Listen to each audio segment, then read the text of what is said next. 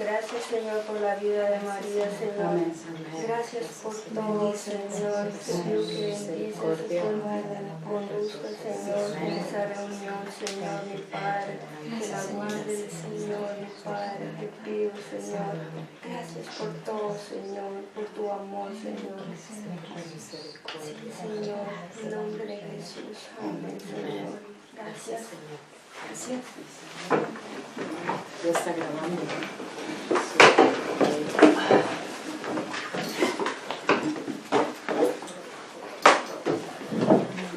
Un segundo.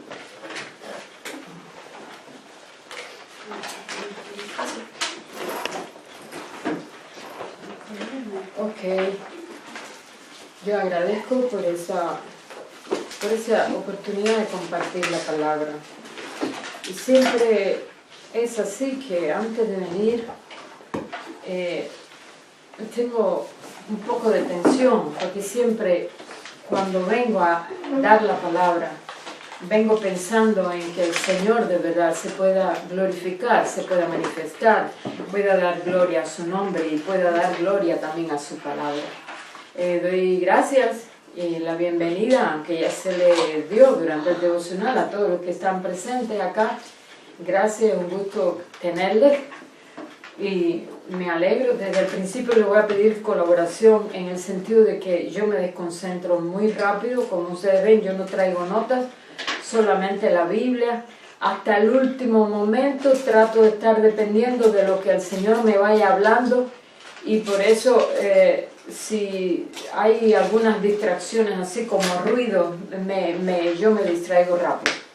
Y bueno, antes de comenzar quisiera decir, ¿se recuerdan que la semana pasada les dije que se celebraba el Día de la Expiación en Israel?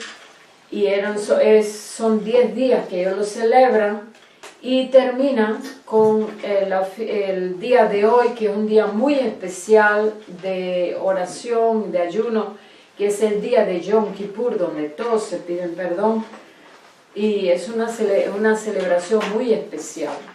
Por eso en este día, antes de comenzar la prédica, elevamos una oración: Señor, en tu presencia, para que tú de una manera muy especial bendigas a tu pueblo Israel y les guardes de todos sus enemigos que generalmente aprovechan Yom Kippur para hacer lanzamiento de cohetes y algún otro tipo de manifestaciones perversas.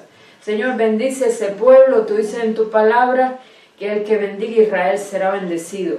Pero también te damos gracias, Señor, porque hemos sido injertados en Cristo, en ese Israel, y somos conciudadanos de ellos por el mismo Dios. Y te damos gracias por la palabra que se nos preservó hasta ahora, Señor. Glorifícate y da gloria a tu palabra que es santa. Gracias, Señor. Admitimos solamente la guía y la guía y la dirección y la protección de tu Espíritu Santo en este lugar y en nuestras vidas. En el nombre de Jesús oramos. Gracias, Señor. Gracias, Señor, te damos por la palabra. Miren, yo tengo que serles muy honesta.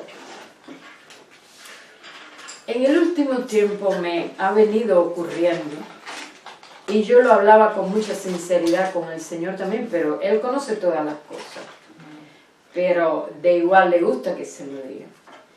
Y yo estaba en el último tiempo analizando que cada vez que me dicen hablar sobre el tema de matrimonios, ¿está grabando?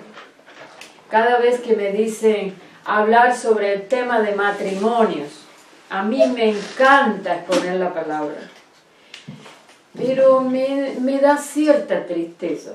Tengo que serle franco y decirle, y en esta ocasión hasta empecé a tener así algunos pensamientos que no todos los voy a contar acá. Y la tristeza se debe, ustedes se van a dar cuenta a qué se debe la tristeza.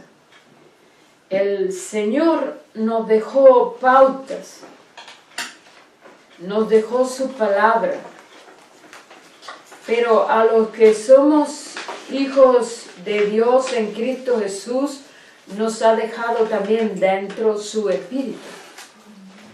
para que nosotros podamos entender su palabra y para que nosotros podamos hacer nuestro lo que Él nos ha dejado, la bendición que Él nos ha dejado.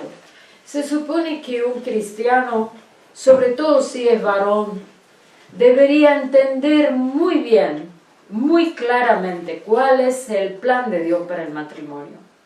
Se debería entender que los hijos de Dios, varones, sacerdotes, que conocen muy bien las 4 leyes espirituales, que muchas veces tienen deseo de ir a predicar a África, ganar a los musulmanes, etcétera, etcétera, sepan ganar el corazón de su esposa.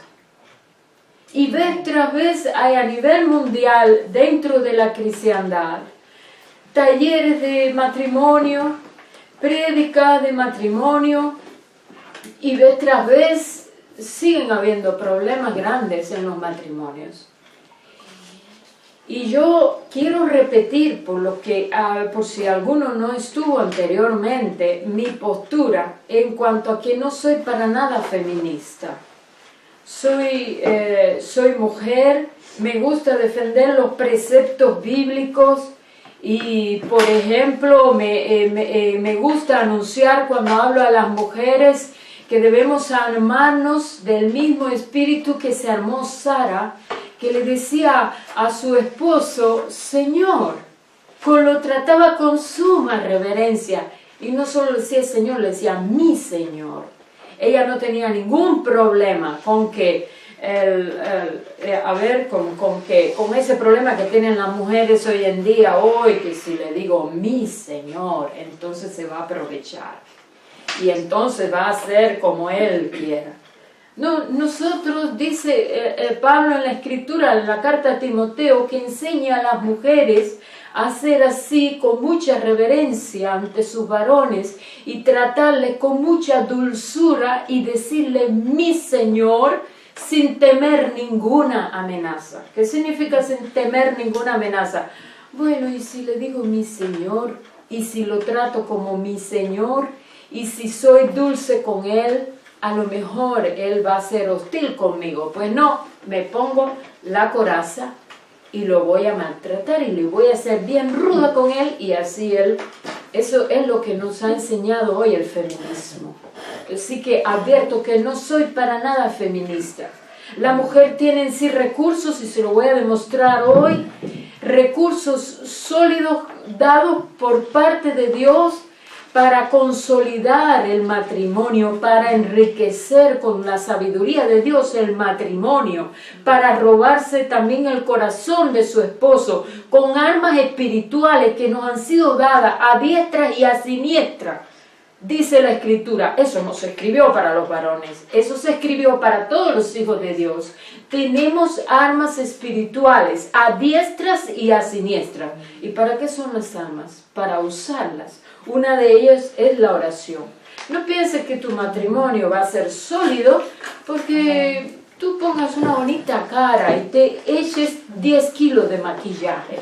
Porque eso hay mujeres en el mundo que andan con 10 kilos de maquillaje también, que viven para su figura y para sonsacar hombres. Muchas de esas mujeres llegan a las iglesias y vienen con esa mentalidad. De eso no me quiero meter allí, porque entonces tendríamos que tener 24 horas aquí de conferencia. Pero lo que sí le quiero decir a la mujer es que tiene que apertrecharse de la idea que está dentro del matrimonio como una guerrera, y le han sido dadas armas espirituales. Es muy lamentable, es muy triste que los esposos, generalmente los esposos cristianos, ven a las esposas como aquella que solamente prepara la papilla en casa, que atiende a los niños, que lava, que plancha, que limpia y que hace todos los deberes físicos que tengan que ver con la casa y atiende a los niños.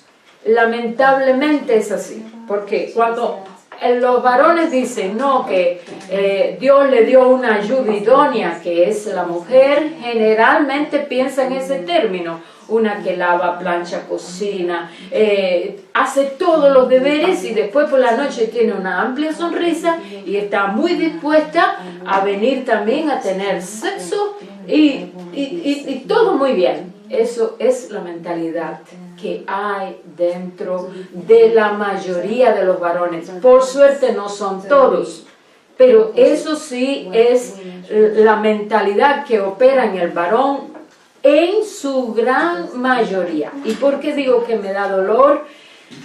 Porque aunque hay muchas conferencias, aunque hay muchos seminarios para matrimonios, sigue habiendo la misma dificultad en las iglesias. Hay iglesias donde he ido a predicar y pasado un tiempo regreso y sigue más o menos igual, que no se ha captado bien la idea.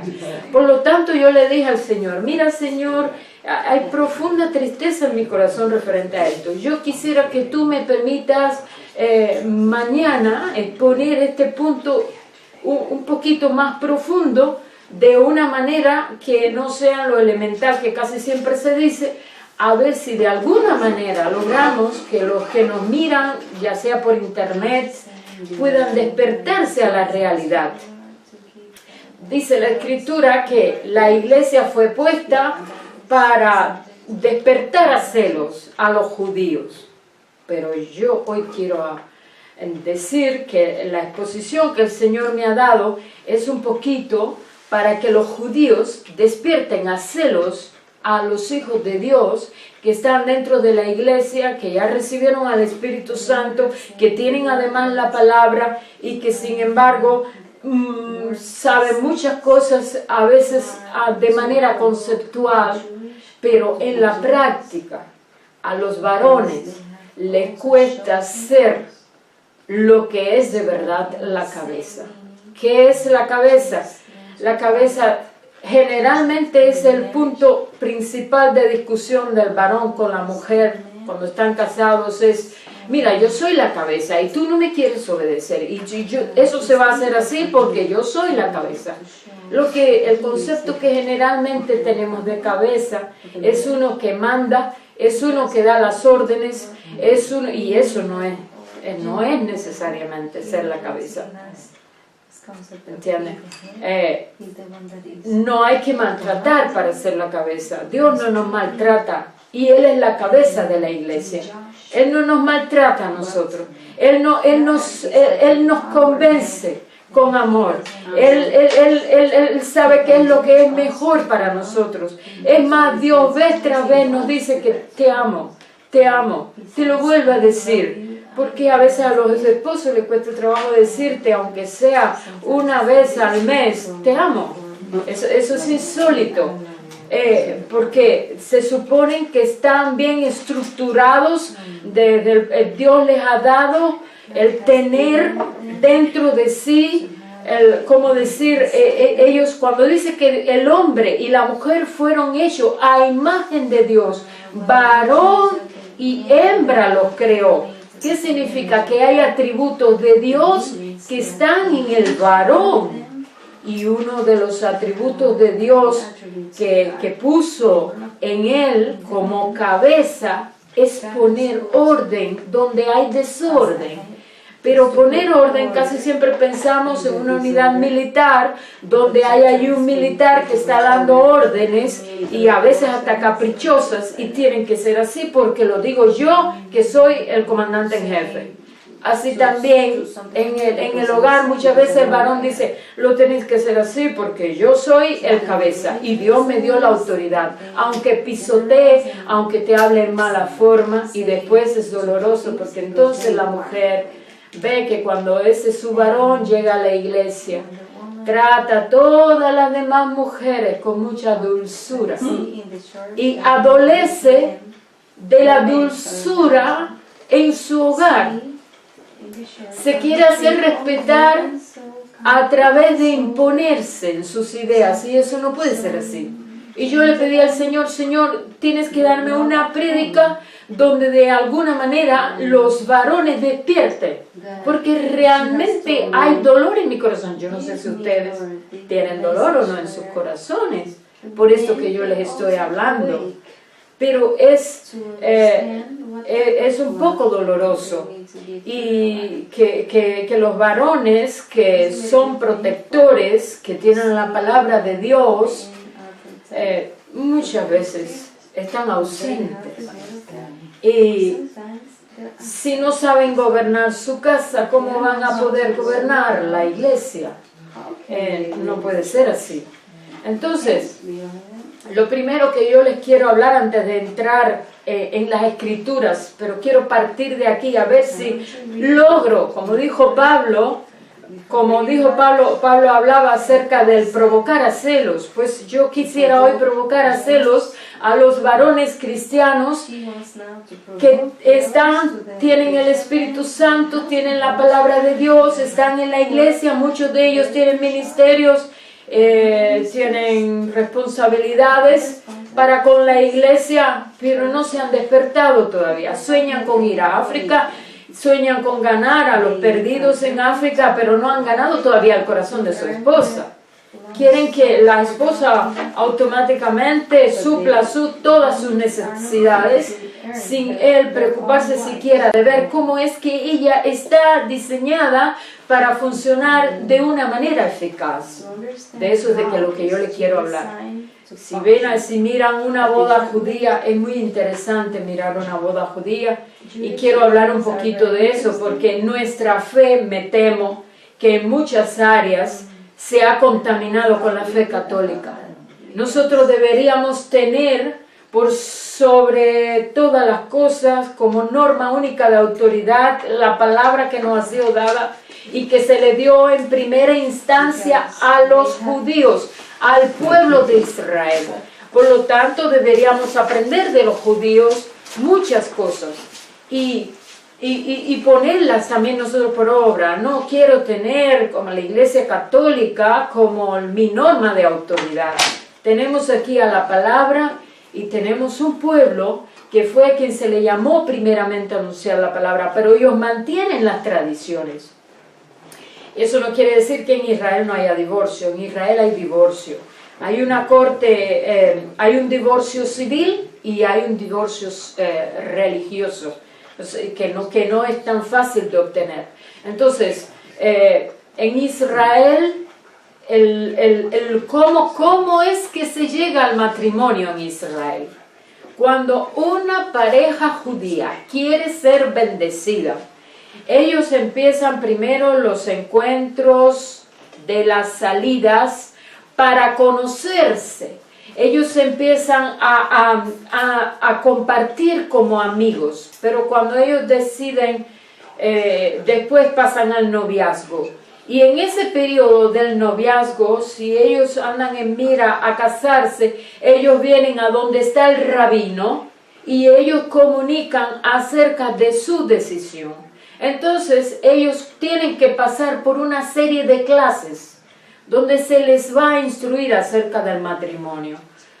Es interesante que muchas iglesias hoy no quieren tener instrucción acerca del matrimonio, pero ellos allí les enseñan la óptica de qué cosa es el matrimonio en la manera en que Dios lo concibió.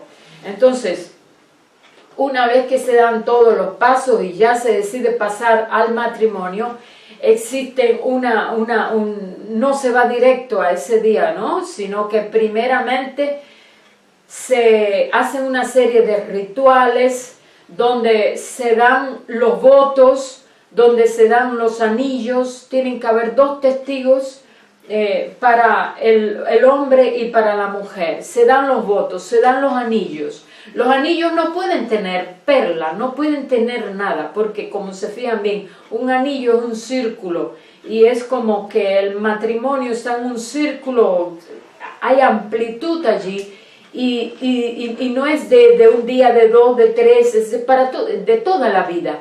Entonces se dan los anillos, se dan los votos y al hombre, cuando llega el día de establecer el pacto, se les hace a ellos entrar en ese pacto donde a la novia no se da, no es como en nuestra cultura que viene el padre, entrega a la novia a un hombre así, a estilo, bueno, ahora la abandonamos, allí a tu suerte, no, allí no es así, allí vienen las dos familias y hacen un pacto, entran en un pacto, y en el pacto que hace el varón, tiene que comprometerse con sus palabras, queda ligado para proteger a su esposa, porque a la mujer dentro del judaísmo se le da un lugar que se le ve como sacerdotisa y no se riñe con la escritura, yo se lo voy a demostrar, no se riñe con la escritura, la mujer es una sacerdotisa, de hecho dice Pedro en su carta que nosotros hemos sido hechos reyes y sacerdotes, eso es de manera genérica, lo mismo para el varón que para la mujer, somos reyes y sacerdotes, tenemos la misma posición en Cristo. Entonces, es un acto muy sublime como ellos ven el matrimonio. Y ellos tratan de instruirse para que eso no se rompa. Yo quisiera, a partir de lo que es para los judíos el matrimonio cristiano, ir a la Escritura y demostrarles a ustedes cómo es que Dios también lo concibió. Allí en Génesis, eso es muy importante, y si yo me olvidara, pidiera que me hagan así con la mano, Ruth, para que me lo recuerde, porque ese detalle no lo quiero pasar por alto y lo quiero explicar ahorita, pero a partir de la palabra.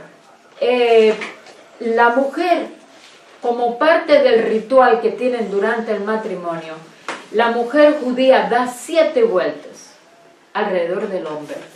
Y eso tiene un significado para ellos. Da 7 vueltas. Y eso lo voy a explicar ahorita. Si yo olvidara tú, entonces me hace así y yo lo entro a explicar.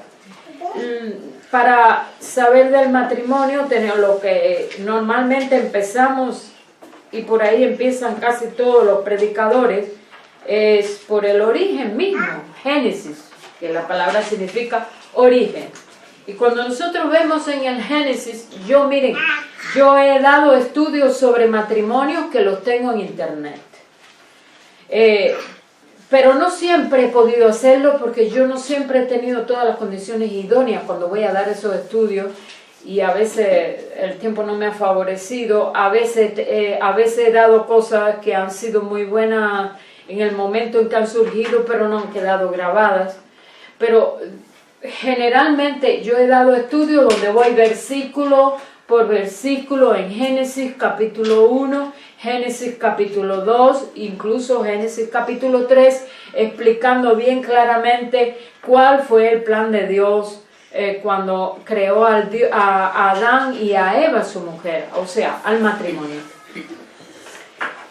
Si el matrimonio es sólido, la iglesia tiene muchos matrimonios, va a haber allí solidez, pero la sociedad también es sólida.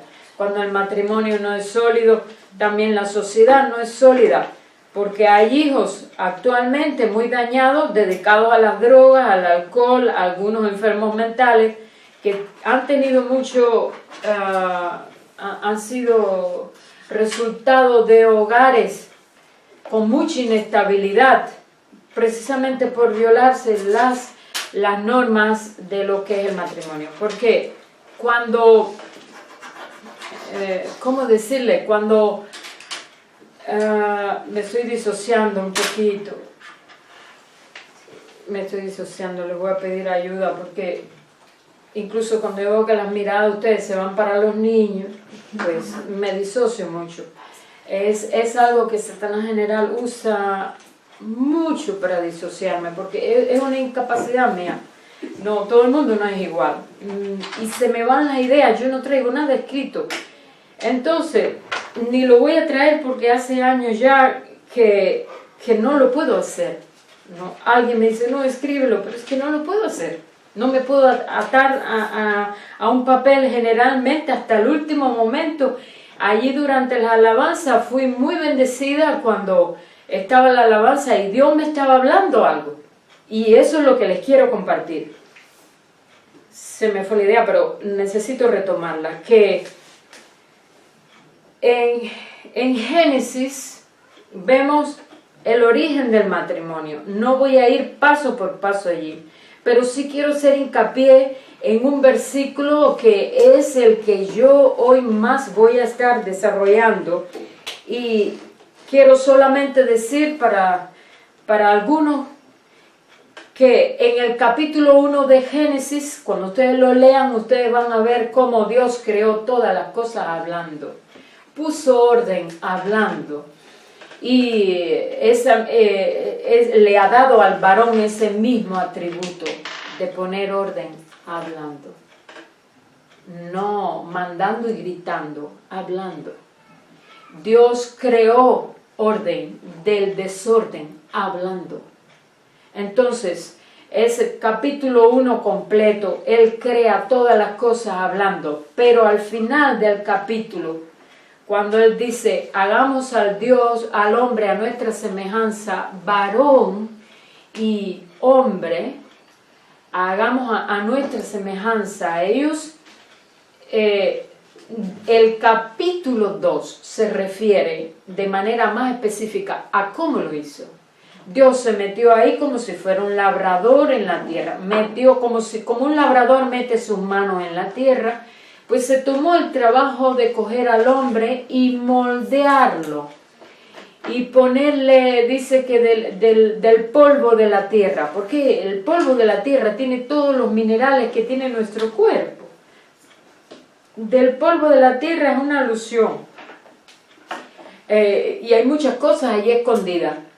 No es mi propósito hoy ir versículo por versículo, pero quiero que tengan esta idea. Dios quiso tener una relación con el hombre y por eso Él se tomó el trabajo, lo dice ahí en el capítulo 2, cómo lo fue moldeando, y después puso su propio hálito, su propio espíritu dentro de él, le dio aliento de vida, sopló en él, y para ese entonces Eva no estaba creada.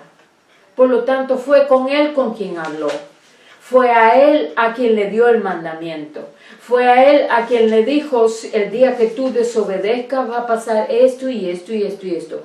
Vas a morir espiritualmente, vas a morir, le dijo, morirás, ciertamente morirás. Ese día murieron espiritualmente, por eso ya no pudieron comprender más a Dios, eso se ve ya en el capítulo 3, no pudieron entender más a Dios, se escondieron de Él cuando oyeron su voz, pero se escondían el uno del otro, y hasta los días de hoy es así, el ser humano se tapa el uno del otro.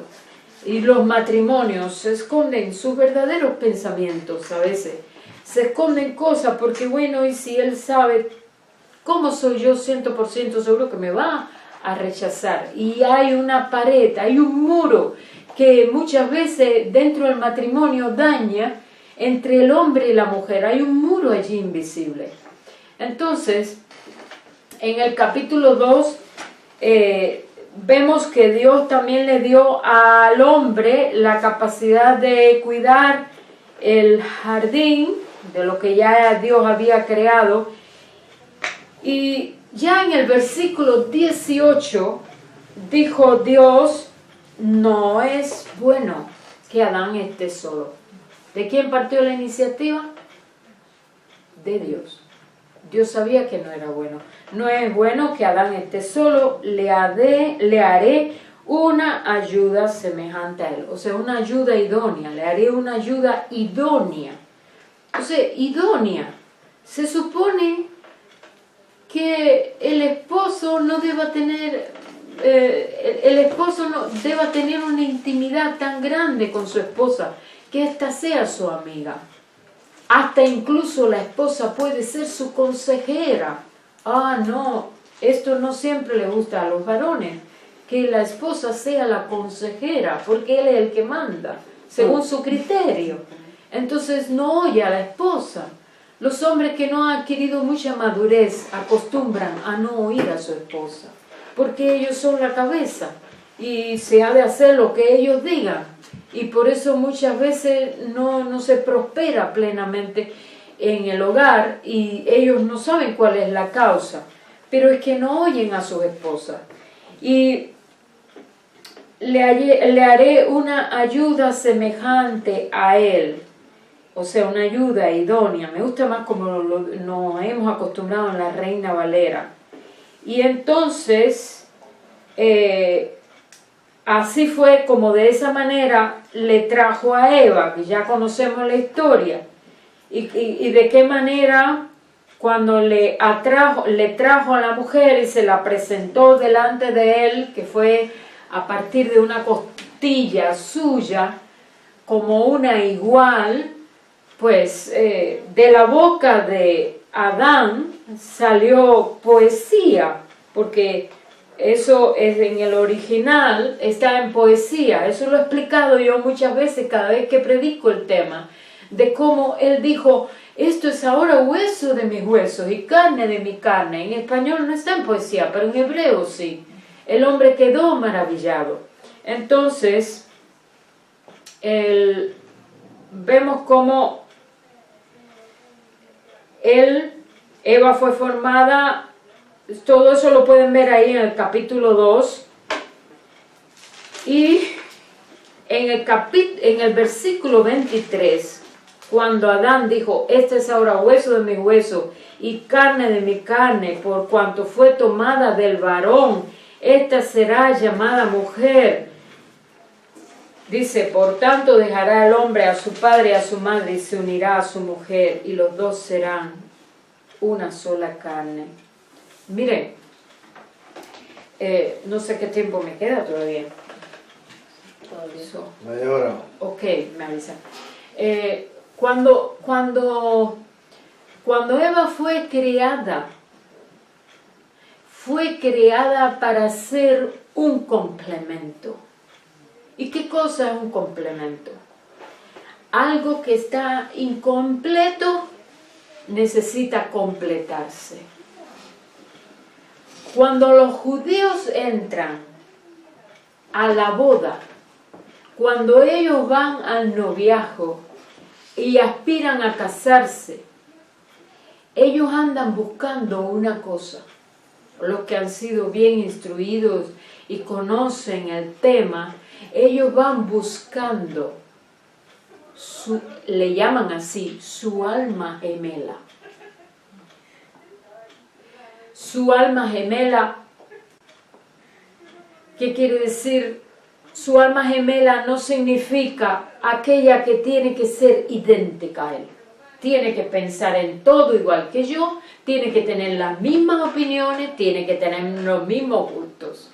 Y no, el alma gemela es alguien sin la cual estoy incompleto. Alguien con la cual estoy completo. Alguien sin la cual estoy incompleto y alguien con la cual estoy completo. Y van con esas expectativas. No siempre lo logran, pero esas son las expectativas.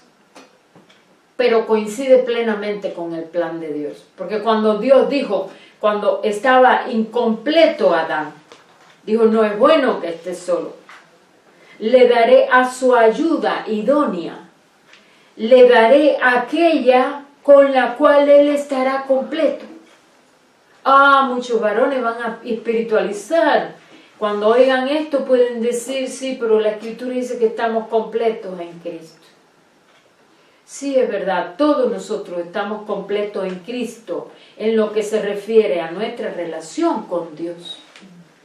Pero en el alma, Dios ha puesto allí un lugar para los anhelos, para las relaciones horizontales.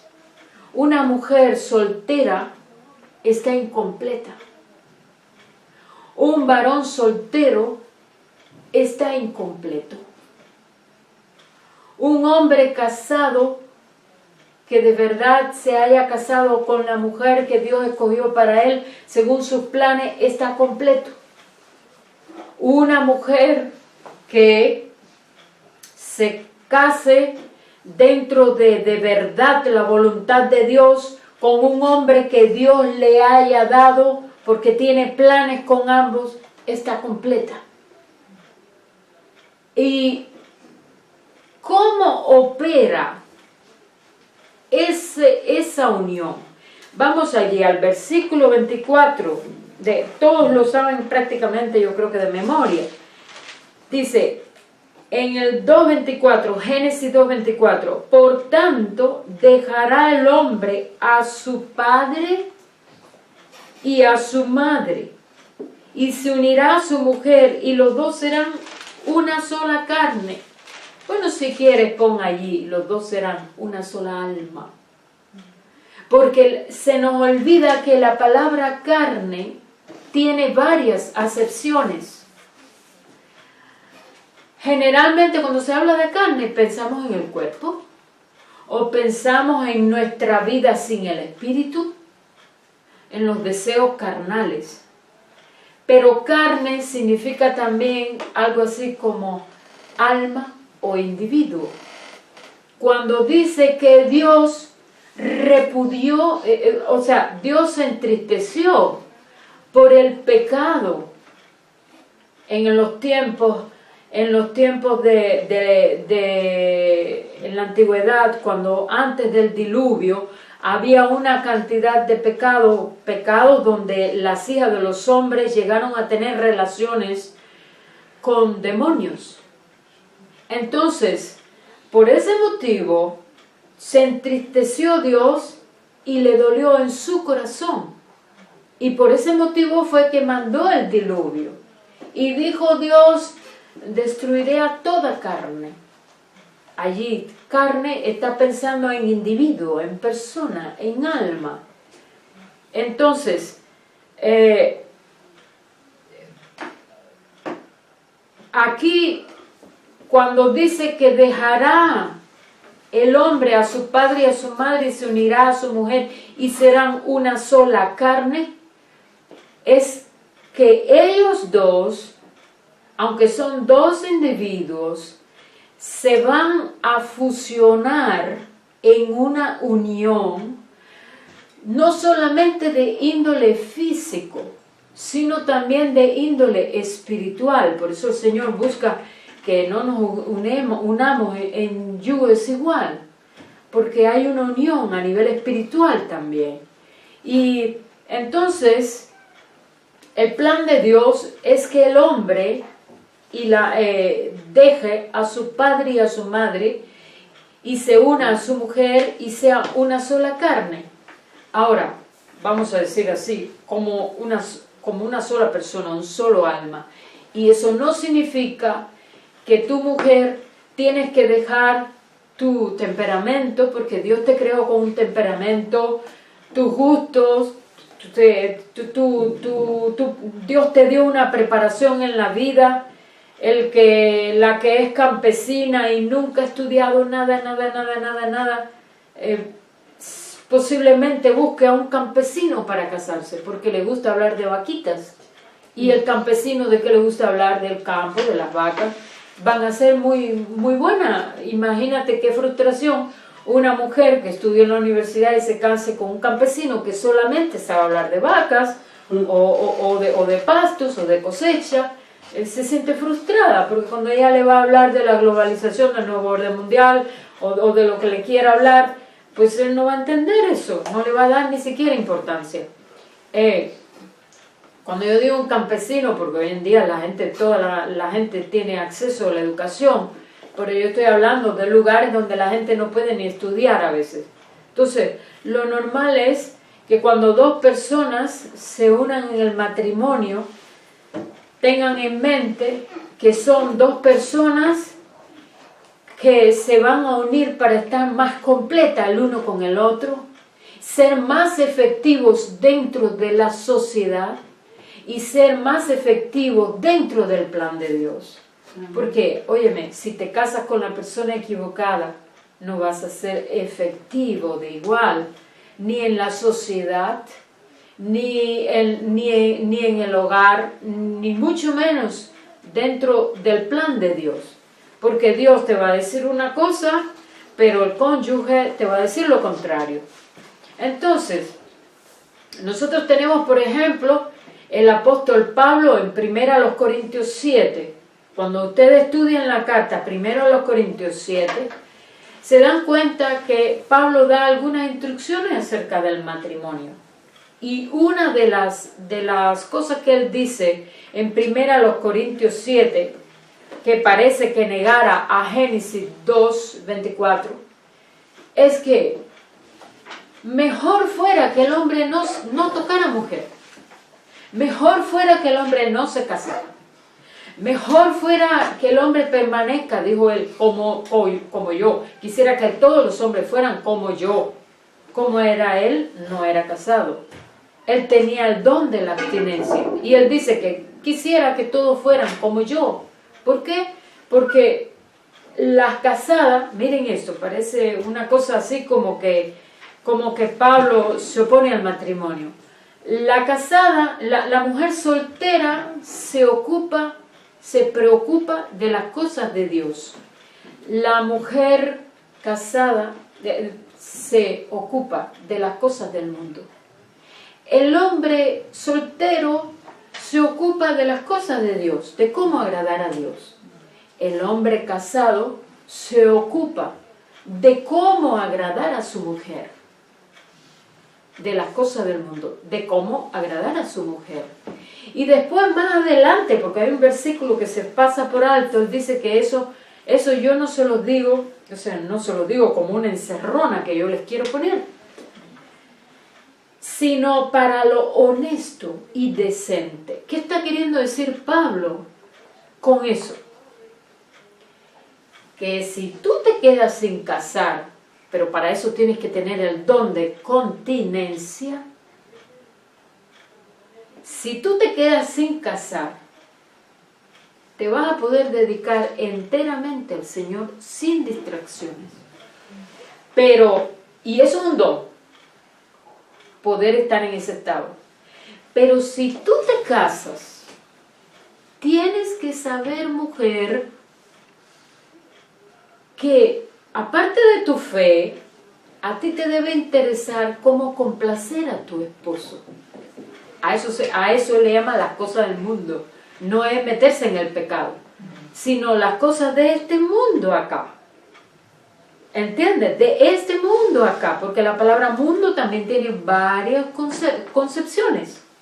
Entonces, y si tú te casas, hombre, esta es la parte que quiero hablar para los varones, tienes que saber que en primer lugar tú no puedes tener a África. En primer lugar en tu vida tú tienes que tener a tu mujer. Porque una de las cosas que tiene el varón, que es propio del varón, es producir impacto en su medio. Y él produce impacto hablando en su trabajo, en la sociedad.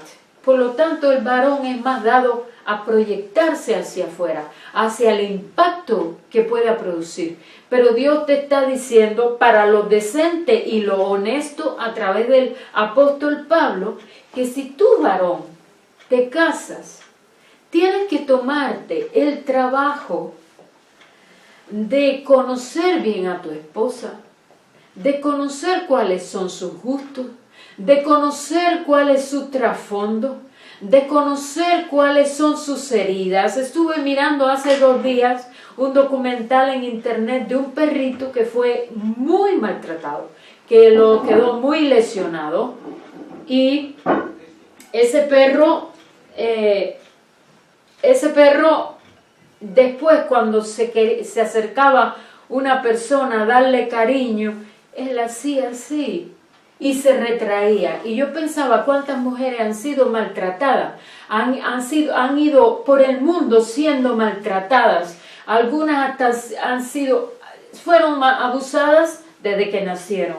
En vez de padres protectores, tuvieron padres abusadores. Los que deberían proteger les abusaron. Después fueron violadas, abusadas sexualmente, lastimadas verbalmente, emocionalmente, psicológicamente, de todo tipo de abuso.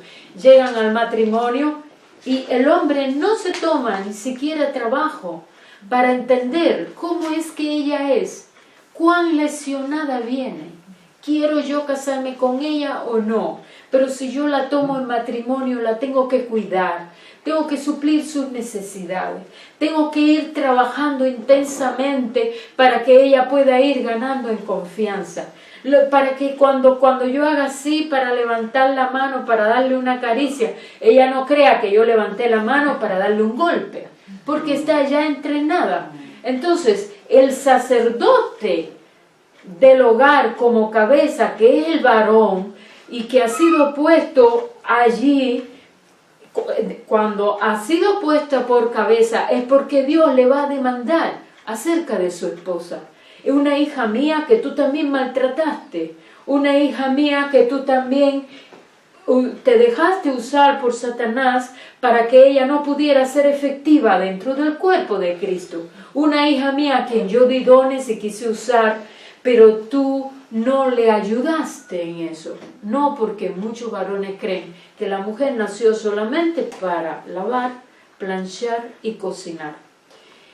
Y puede que se me queden otras cosas por decir, pero yo no quiero dejar de decir lo que les dije al principio que quisiera que les recordara. Y tiene que ver con este caso de que Dios dijo, quiero unir esos dos versículos de si nos aprendiéramos bien, los entendiéramos bien y nos los apropiáramos bien, esos dos versículos, los matrimonios fueran muy diferentes. Uno es que está en Génesis 2:20, primero cuando dice que le hizo Dios una ayuda idónea. Cuando dice que Dios le hizo una ayuda idónea. Esa palabra, ayuda idónea, no es para estar metida en la cocina haciendo la ayuda idónea. Tenemos que sacarnos ese pensamiento torcido de la mente. Una ayuda idónea no es un soldado que está allí, dígame Señor, así yo hago lo que tú me digas. No voy a usar mi mente, ni voy a usar la capacidad. 10 minutos. Ok, si acaso les interesa mucho el tema y tenemos que coger un poquito más, yo traigo otra memoria, ok, para que lo sepan, si me dan esa libertad, para no dejar esto trunco. Pero es bueno que por lo menos acá no quede trunco, porque si no se borra y se pierde toda la enseñanza para bendecir a otros que están en internet. Entonces, gracias Jorge. Entonces, si al menos esas dos cosas, que Dios, cuando Dios dijo, no es bueno, Génesis 2:18, no es bueno que Adán esté solo, le haré una ayuda idónea. Si tanto las mujeres como los hombres lograran entender lo que es una ayuda idónea, las actitudes cambiarían. Porque si la mujer no sabe qué es ser una ayuda idónea, ella misma va a aceptar estar solamente en la cocina. Y el hombre tiene esa mentalidad, pues la va a dejar allí metida en la cocina. No le estoy diciendo a las mujeres que no cocinen, no sé, que alguien diga que yo dije eso. Lo que yo les estoy diciendo es que si tú naciste para cocinar, pues puedes trabajar como cocinera. Pero ayuda idónea no es una que cocina, una que lava, una que plancha y no tiene opiniones nunca. Yo les voy a demostrar lo que es una ayuda idónea. Cuando las mujeres judías dan 7 vueltas en el ritual de la boda alrededor del esposo, entonces, ustedes saben que los judíos son muy mal interpretados, porque los judíos tienen su mundo que los occidentales no comprenden. Cuando ella da 7 vueltas alrededor del esposo, está anunciando que la tierra se creó El universo se creó en 7 días. Eso uno. Lo segundo que está anunciando es que la mujer, que los muros de Jericó cayeron en 7 días, cuando Israel dio vueltas alrededor de los muros de Jericó. Pero lo próximo que está anunciando es esto. Este es el valor espiritual. Que la mujer tiene la capacidad, tiene recursos de parte de Dios para crear, para que los muros entre ella y su esposo, el muro que se pueda crear entre ella y su esposo caiga. Y también para crear muros de protección alrededor de ella y de su esposo, por ende también de la familia.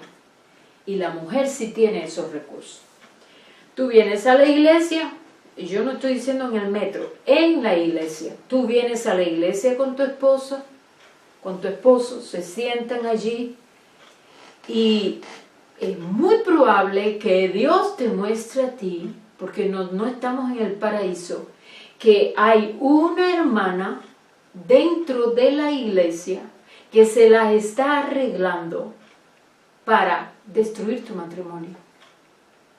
Y Dios te ha dado a ti recursos para que tú puedas ver eso. Dios te ha dado a ti recursos para que tú puedas intuir eso. Y te ha dado a ti la autoridad de parte de Él para que tú puedas alertar a tu esposo. Y para que puedan tomar todas las medidas habidas y por haber para que abrir los ojos de tu esposo para que él como cabeza tome una decisión al respecto. Aquí es donde generalmente hay más problemas. Yo estoy citando un ejemplo. Pueden ser muchísimas otras cosas. Pero cuando la esposa normalmente le dice, oye, mira, fulana te mira con otros ojos y está haciendo todo lo posible para que en este tiempo nosotros no podamos compartir y está flirteando contigo, el esposo dice, no, que va. Él viene con sus argumentos, me empieza, no, eso no puede ser. Mira, esa hermana es casada, número 1. Esa hermana es muy espiritual. Esa hermana pasó el curso Kairos, los cursos que quiera. No tiene nada que ver con eso. Es algo, otra cosa son lo que uno pueda estar muy dominado por un espíritu de celo. Pero Dios sí te puede poner a ti discernimiento en cosas que no parecen ni flirteo. Que se acerca la mujer y le dice continuamente a tu marido, ay, yo quisiera que ores por mí porque tengo un problema.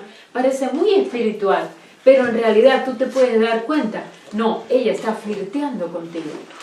Ella quiere robarse tu atención. Y bueno, un hombre es difícil de comprender eso, porque a veces son cosas un poco sutiles. ¿Qué tiempo queda, Jorge? 5.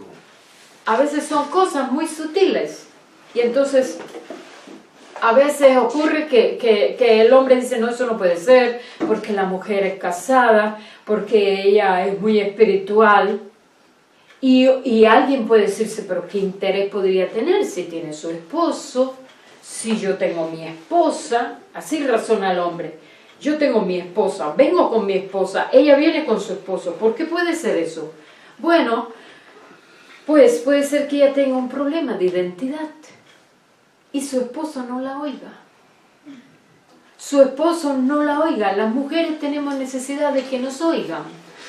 Y me duele mucho que no se predica mucho estos temas, pero que muchas veces quienes los predican tienden a ser un poquito suspicaces respecto a las mujeres. Y un poquito, usan la ironía, el tono irónico. Y esto es algo para no tomárselo con ironía, es algo para tomárselo en serio.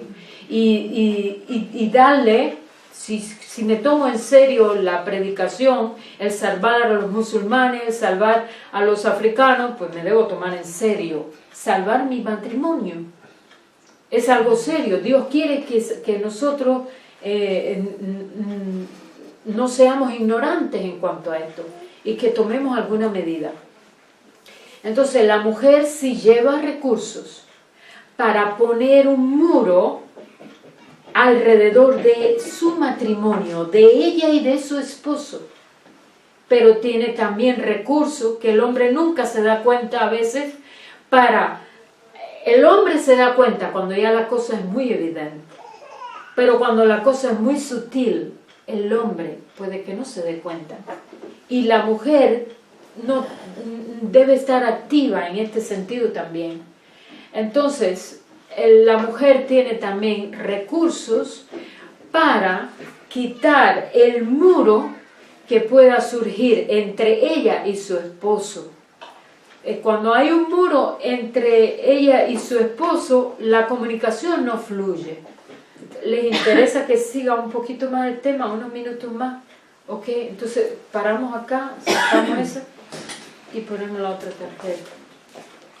Entonces, una pausa. Sí, ahí mismo se pausa. Se graba solo. Rodi, Ok, gracias. dime la cocina yo aquí. Tosi hyvä.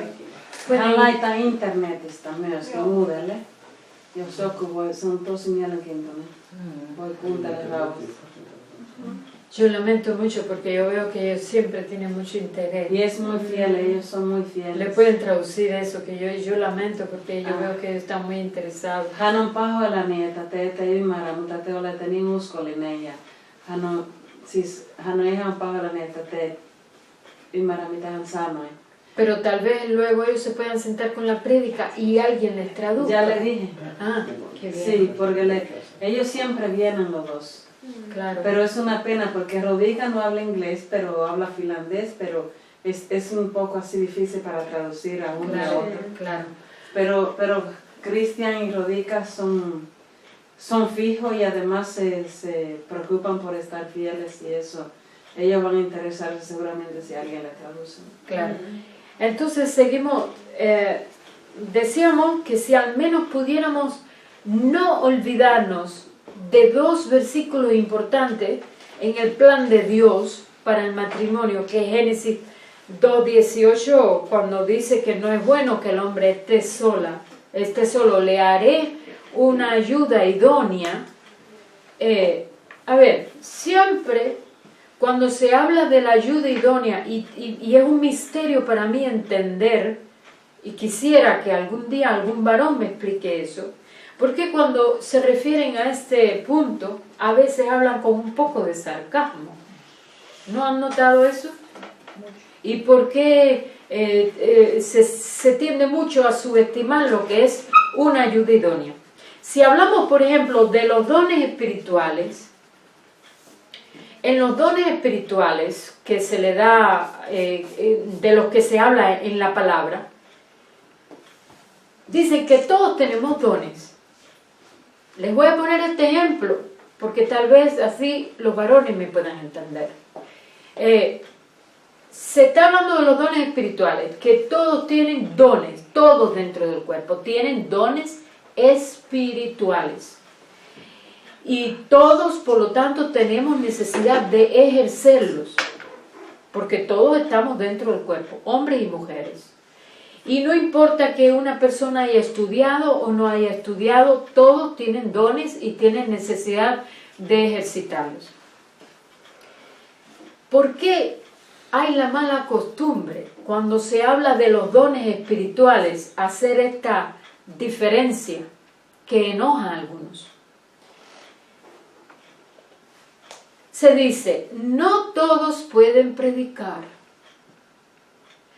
No todos sean tal vez pastores, no todos sean tal vez evangelistas, no todos tengan el don de la palabra, no todos, y empiezan a citar dones espirituales, no todos tienen el don de lengua, Bueno, pues si usted no tiene ninguno de esos dones, puede ir a limpiar el baño.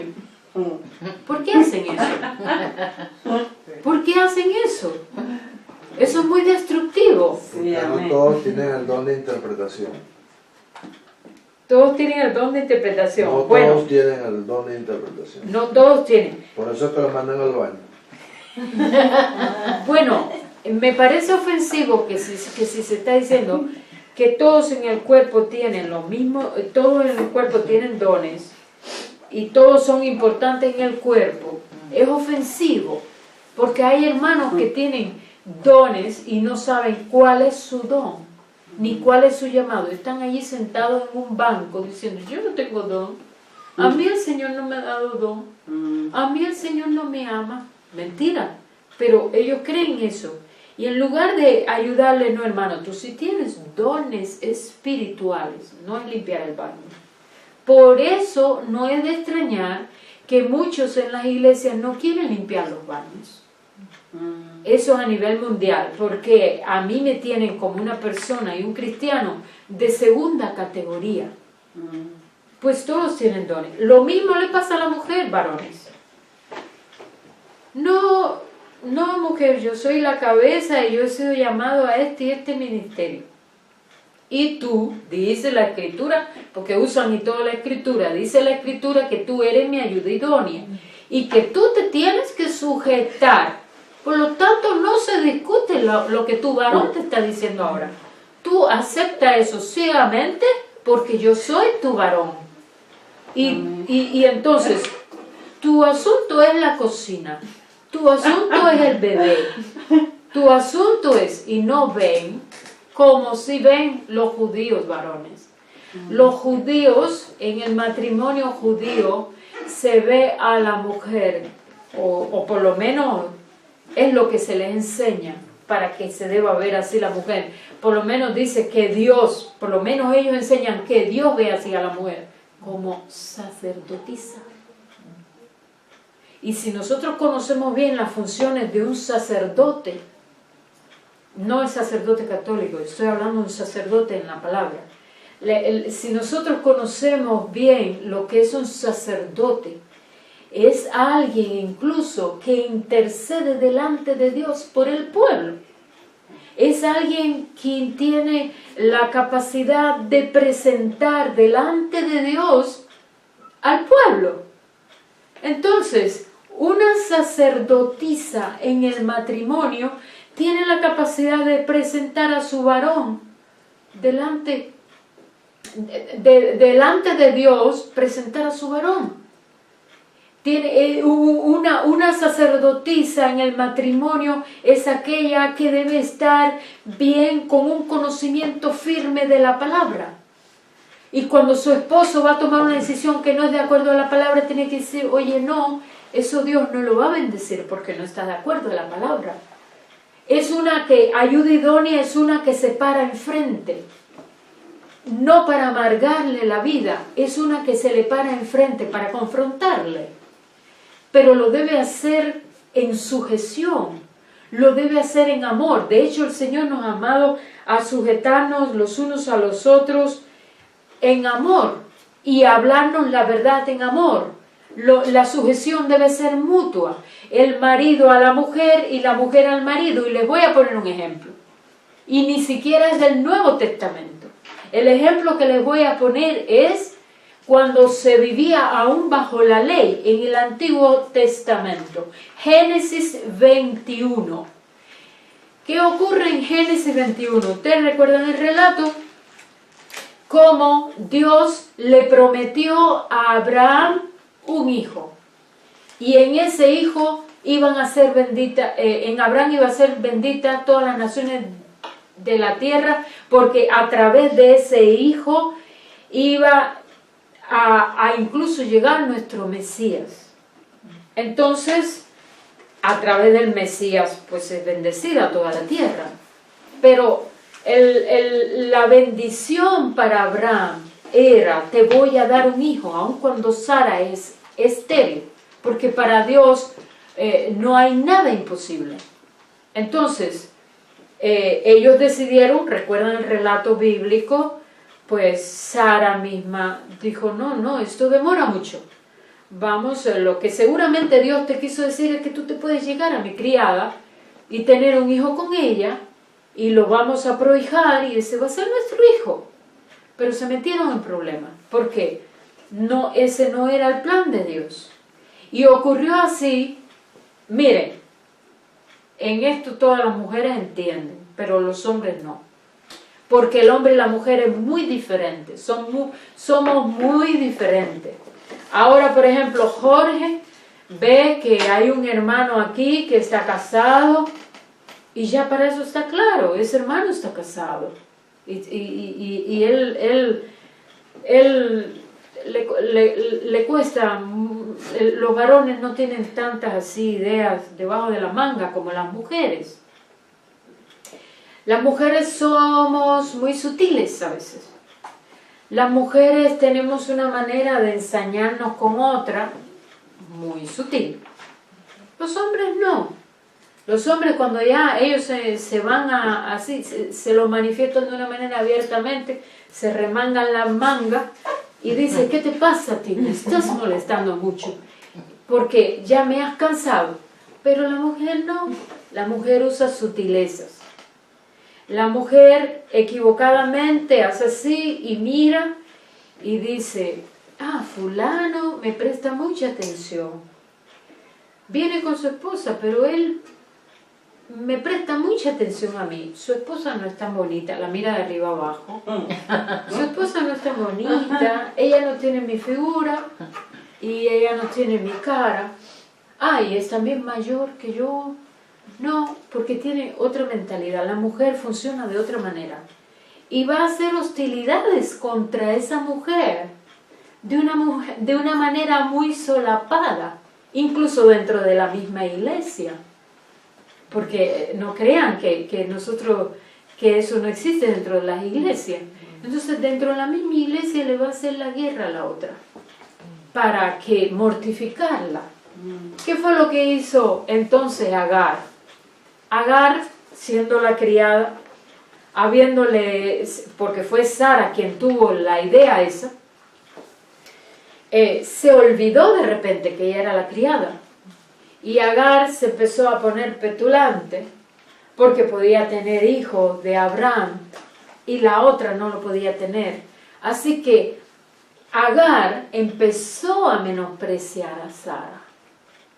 Y cuando ella empezó a menospreciar a Sara, empezó con sus sutilezas, que a Sara le empezó a molestar.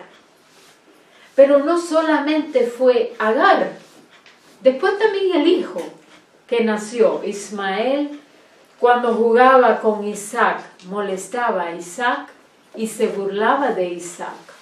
Hasta que Sara llegó y se plantó y llamó a Abraham y le dijo, mira, he aguantado hasta ahora, saca a esa esclava junto con su hijo de la casa, porque Sara conocía la palabra y Sara le habló con la palabra. Nosotros mujeres debemos hablar a los esposos con la palabra. Mira, la palabra dice esto. Mira lo que dice la palabra. Y esto no se está ajustando en nuestra vida y yo estoy siendo dañada. ¿Entienden? Y es obligación del varón crear un clima favorable en su hogar y un clima favorable alrededor de su esposa y aun cuando vienen a la iglesia. Porque si hay una mujer que está de continuo coqueteando con tu esposo y tú le dices a tu esposo, fija cómo fulana, y no solo eso, me está molestando de esta y esta otra manera, ¿por qué tu esposo dice, ay no, pero es una hermana, no la podemos dañar? Sí, pero a ti sí te puede dañar. Ese no es el plan de Dios. El plan de Dios es casado. Si te casaste, trata de agradar a tu esposa en aquello que a ella le va a ser bueno. Y si es solamente un celo de ella, el Señor te lo va a revelar, pues tal vez es que tienes que darle más seguridad a tu esposa. Pero el varón tiene en sí recursos para poder ser cabeza, para poder poner orden a donde hay todavía un desorden. Entonces, ¿qué hizo Sara? Se molestó y le dijo, mira, saca de aquí a la criada. Ese pasaje le garantizo que no se predica mucho en las iglesias. Esa parte sí, que Sara le dijo, saca a la esclava y a su hijo. Esa parte sí, porque es obligado. Cuando estás estudiando Gálatas, pues los predicadores tienen que ir a ese pasaje, a Génesis 21, para ubicar a la gente un poquito en el contexto. Pero hay un versículo, que es el versículo 12 de Génesis 21, que se pasa mucho por alto, donde Dios le dice a Abraham, haz caso a tu mujer, haz exactamente como ella te ha dicho. ¿Por qué? Porque como quiera que sea, Ismael ya era su hijo, y ahora le era a él muy doloroso tener que sacar a Ismael del hogar, tener que deshacerse de él.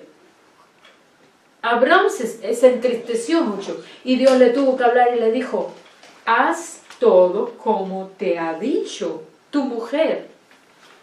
Entonces, no es ser cabeza que yo tengo que decir todo lo que se hace en mi hogar y tomar todas las decisiones, y mi esposa como ayuda idónea me tiene que secundar y me tiene que seguir. No.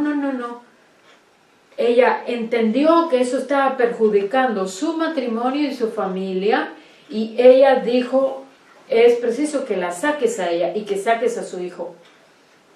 En muchas ocasiones el hombre sí tiene que prestar oído, que es lo que está afectando a su esposa, porque eso le va a afectar a ella. Incluso la mujer es más frágil, y cuando ella incluso hasta para poderse entregar a su esposo en la intimidad tiene que sentirse totalmente amada.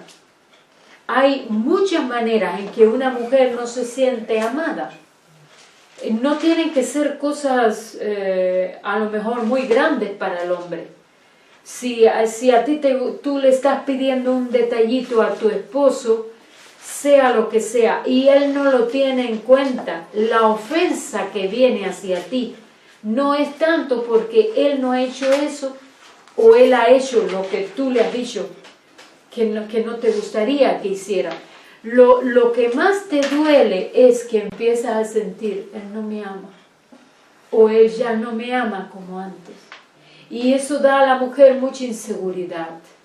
Y cuando la mujer viene, le va a costar mucho trabajo entregarse. Y el hombre debe garantizar, aún en la calidad, en su relación íntima, en su relación sexual con su esposa, a él se le ha hecho responsable de crear condiciones y un clima propicio para que la mujer se pueda entregar sin recelos. Si una mujer tiene dudas acerca del amor o lo que sea, pues el hombre no se debe enojar porque ella le plantee su duda. El hombre debe infundirle más seguridad. ¿O qué estoy haciendo que le hace a ella pensar eso? Porque tenemos un enemigo también en lo espiritual que intenta interponerse y poner barreras alrededor del hombre y la mujer, y para que no podamos ser amigos de verdad, para que no nos podamos abrir el uno con el otro, para que nos escondamos cosas, para que nos sacamos también los resentimientos que hay dentro. Miren, los resentimientos, esto que voy a decir ahora a algunos les va a parecer loco, pero los resentimientos de continuo internamente pueden llevar a la mujer a la frigidez y al hombre a la impotencia. Hay hombres cristianos que tienen resentimiento contra su mujer y desarrollan eyaculación precoz, ellos ni lo saben, y puede ser una atadura de parte de Satanás. Yo he visto casos así, como tienen resentimientos viejos, como el caso de un pastor, que cada vez que venía a la relación de intimidad con su esposa, tenía así de rápido eyaculación precoz, llegaba a su clima rápido y él no sabía por qué. Muy sinceramente, él no sabía por qué le estaba ocurriendo eso. Y era que como tenía resentimiento hacia cosas de su esposa, cosas que habían ocurrido, y él no sabía cómo verdaderamente liberarse del resentimiento, pues contrajo una atadura del maligno y él no lo sabía. Solamente durante el tiempo de la consejería el Señor puso luz de cuál era su problema, y su problema era a través de la eyaculación precoz dejar a su esposa insaciada y castigarla. ¿Por qué él no sabía lo que le ocurría? ¿Por qué él no sabía la causa? Si iba al médico, el médico dijo, no, usted no tiene ningún problema en su aparato genital, usted no tiene ningún problema físico, su problema era espiritual. Pero ¿por qué él no sabía? ¿Por qué él no sabía el origen de su problema y creía que era puramente físico? Aunque él amaba a su esposa. Porque si recuerdan un pasaje que está en la Escritura, dice que el que no perdona es echado a los verdugos. ¿No dice eso? Y los verdugos, anteriormente yo pensaba que ser echado a los verdugos era ser echado al infierno. Pero después un día el Señor me iluminó para entender qué cosas eran los verdugos. En la antigüedad, un verdugo de profesión es una persona que se dedicaba a torturar a otros, a infundirles dolor. Y para protegerle a él, le ponían una máscara. De modo que aquel que estaba siendo torturado no sabía quién le torturaba. Porque era una manera de proteger a aquel que tenía el oficio, porque si no después lo linchaban los mismos familiares, quiero decir, del prisionero. Pues asimismo en lo espiritual hay verdugos. Cuando nosotros tenemos, por ejemplo, resentimientos y no sabemos, porque no se nos ha enseñado qué cosa es perdonar, qué cosa no es perdonar, cómo liberarse de una manera práctica del resentimiento, y ese resentimiento queda allí, aparecen los verdugos. Por eso vez tras vez yo he dicho que no es bueno meter debajo de la alfombra. ¿Qué cosa es para mí meter debajo de la alfombra? Bueno, a ver, la hermana me dijo eso, que me hirió, y después digo, bueno, no la voy a tener en cuenta, no le voy a hacer caso. Eso es meter debajo de la alfombra. Dios no manda eso, Dios manda a que yo procese ese dolor. No es ignorar el dolor, todo lo contrario. Las personas que no pueden tratar con su dolor rara vez perdonan y no lo saben. Poner debajo de la alfombra, si tú pones debajo de la alfombra, ese muertecito va a salir, pero disfrazado luego, en forma de verdugo.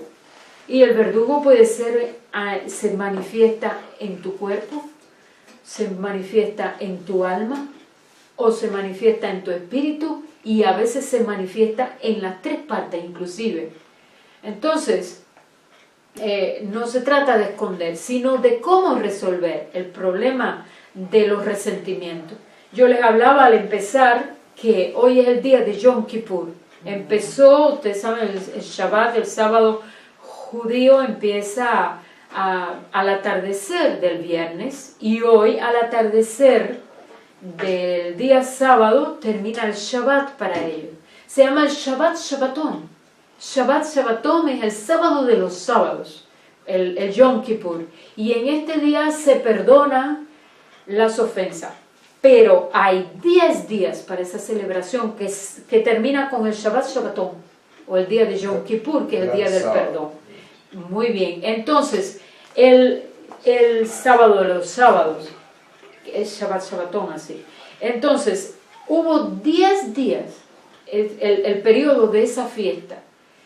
Los días previos al Yom Kippur, estudien Levítico 16 para que ustedes vean.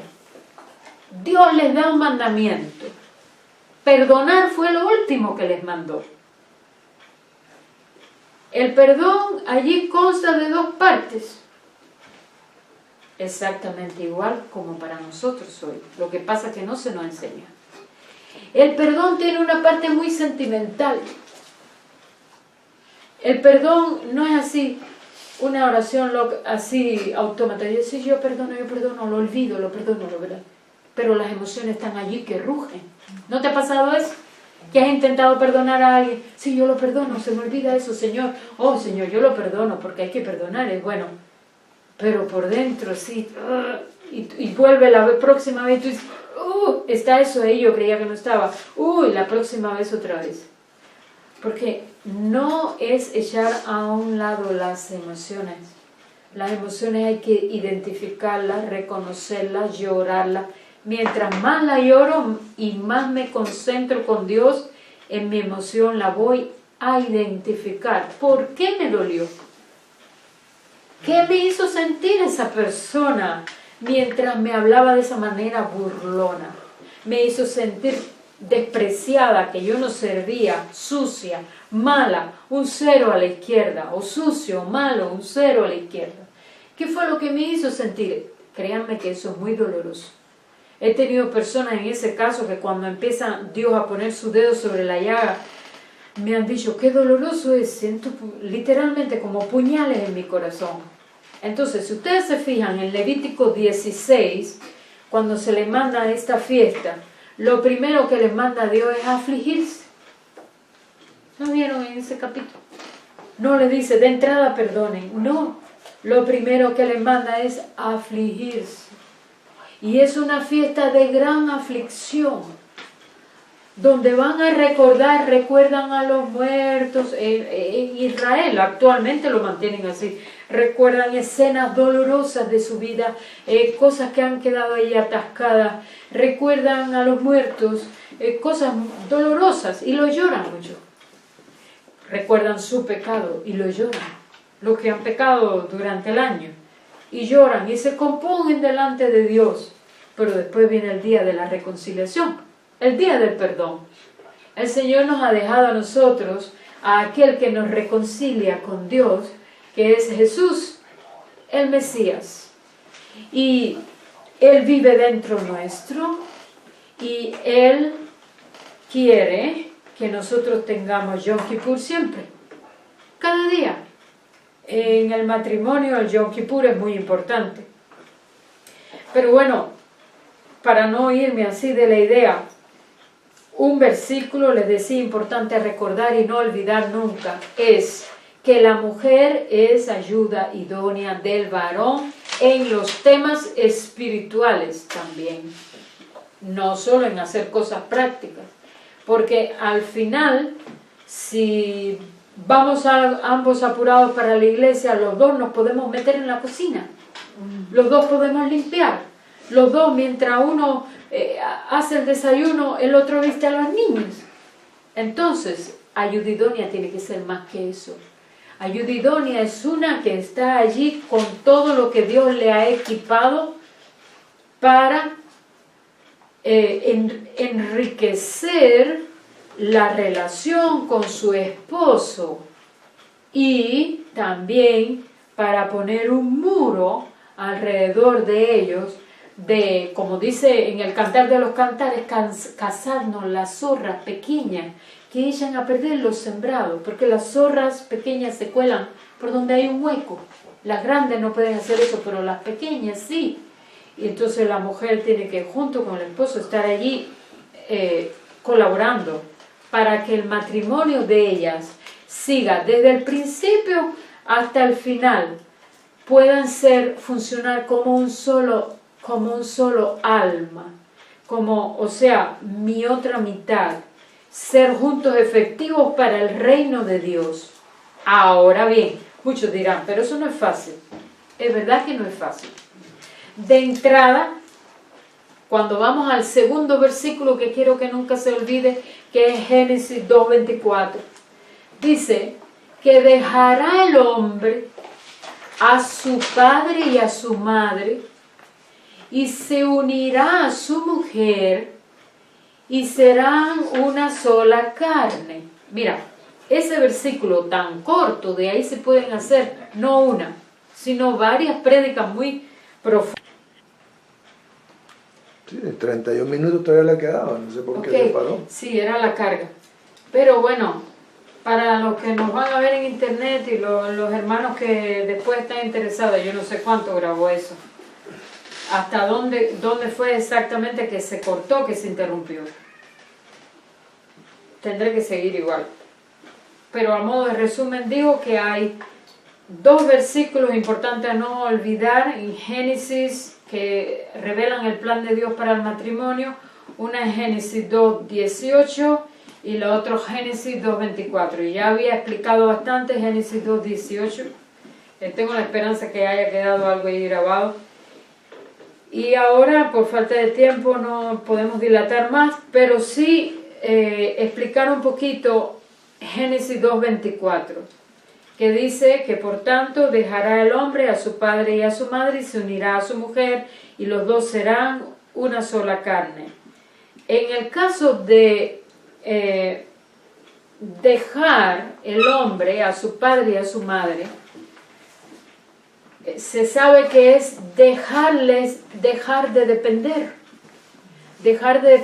de la mamá y del papá, porque cuando hay ese lazo de dependencia, nunca el hombre puede llegar a ser uno con su esposa.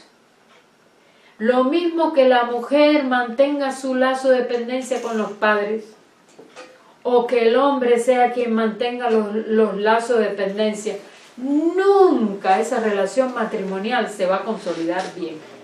Por lo tanto, los más perjudicados, cuando no dejan el lazo de esa dependencia, van a ser los mismos que se están quejando, los mismos que están en matrimonio. Porque entonces va a estar la suegra siempre metida por el medio, ya sea por una parte o por la otra. Y entonces las decisiones se van a consultar con la suegra. Cuando Dios lo que Él ha tenido en mente es que el hombre y la mujer dependan mucho el uno del otro. Esto lo he explicado 3 veces, que dice que dejará el hombre a su padre y a su madre y se unirá a su mujer. Me gustaría decirlo al revés el versículo, para que se nos haga más luz. Que se unirá el hombre a su mujer, dejando a su padre y a su madre. No se podrá unir totalmente hasta que no deje a su padre y a su madre. Y la palabra que yo les decía que se usa en español para dejar, en este caso para unirse, no es muy eficaz. Porque es, a ver, Carolina, ven acá un momentico. Sí, ven acá un segundo. No tengas miedo. Mira, todos conocen a Carolina. Carolina, tú y yo estamos aquí unidas, bien pegaditas. Si quieres, apriétame. Y va y no tenemos el mismo sentir. Puede ser que hasta seamos grandes enemigas. Gracias. Sin embargo, aquí dice que se unen. ¿Se puede un hombre y una mujer unir sexualmente sin amor? Ya sabemos que sí, la calle está llena de eso. Entonces, aquí el versículo, y es como lo dice en hebreo, y me gusta mucho la versión en ruso, porque la versión en ruso es como lo dice el hebreo, es prilipitsa. Prilipitsa es coger algo y cuando lo pones junto con el otro es así y se agarran y no se pueden soltar. Generalmente ocurren cuando uno pone en una superficie y en otra superficie un pegamento fuerte. Cuando hace así que uno los pega, empieza una reacción química que desprende calor. En el matrimonio, cuando 2 personas intenten unirse, va a ocurrir una reacción. No es así del día a la mañana que llegan a ser una sola alma. Va a haber el que, porque tú me dijiste esto, porque no sé qué cosa, y tú me dijiste esto, por lo otro, y tú no, y no es así, Y a veces están de lo más bien y de repente se arma un malentendido. ¿Y de dónde salió ese malentendido? No lo sabe. Y ahí empiezan los dos temperamentos, los dos caracteres a luchar el uno con el otro cuando en realidad no son enemigos. Pero hay algo que ocurre con mucha frecuencia cuando a veces la mujer, y hablo más de la mujer porque me invitaron las mujeres, pero lo mismo válido para el hombre. La mujer a veces quiere decir al hombre, mira, he detectado, Dios me ha mostrado esto. Y el hombre no le deja ni hablar, y le dice, no, y ya, y se hace lo que yo digo. Y eso, lógicamente, hay que dejar un espacio para que la gente pueda, como tal y como son el hombre y la mujer, con su temperamento, con su carácter, ellos puedan venir a hablar sus puntos, llegar a acuerdos, hacer concesiones mutuas. Todo eso es un proceso que dura toda la vida. Entonces, Prilipizza es como agarrar así, una cosa pegarse y fuerte que nadie lo puede despegar. Y cuando Dios previno que una unión saludable y una unión de ese tipo donde dos lleguen a ser una sola carne, una sola alma, para el reino de Dios, para la sociedad, juntos muy efectivos, para eso Dios tiene que estar en el centro. Y ambos buscar más y más revelación para el matrimonio. No deben verse como enemigos, sino como dos personas que Dios ha unido con un propósito más que tener sexo y comer juntos. ¿Me entienden?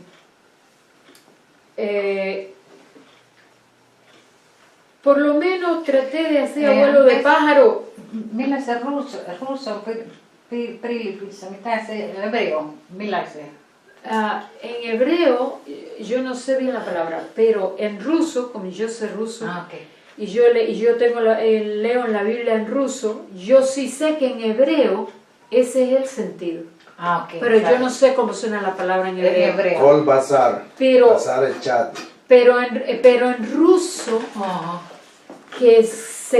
cuando yo leo en ruso, yo veo que ellos han puesto una palabra que es muy cercana al hebreo, que es Prilipizza, eso es hoy, allí, de hecho.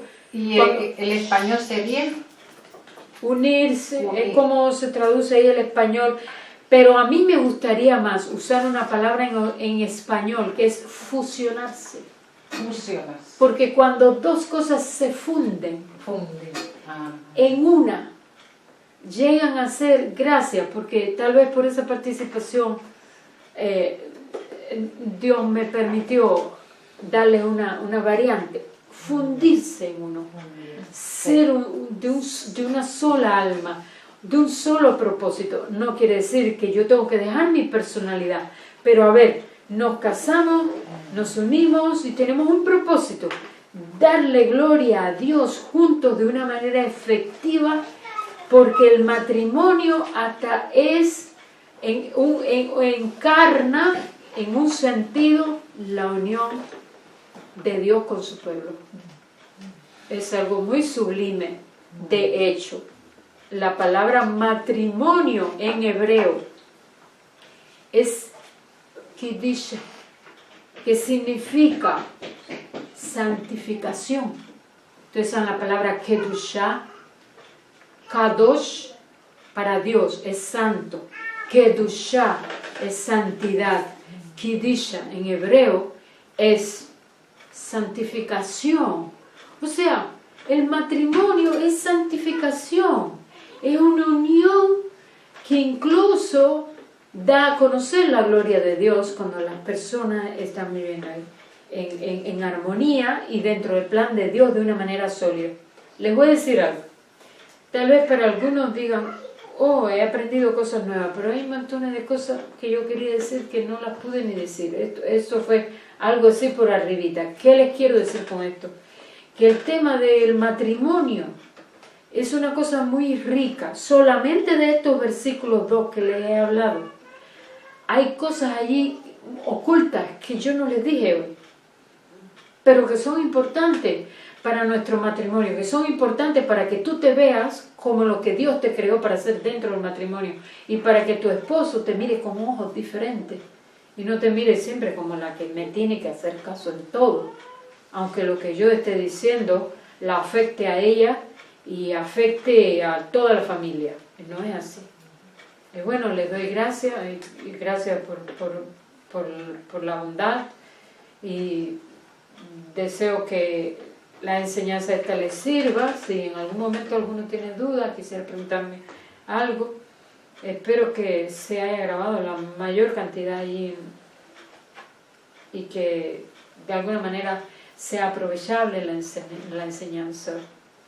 Deseo un buen Yom Kippur a todas. Gracias.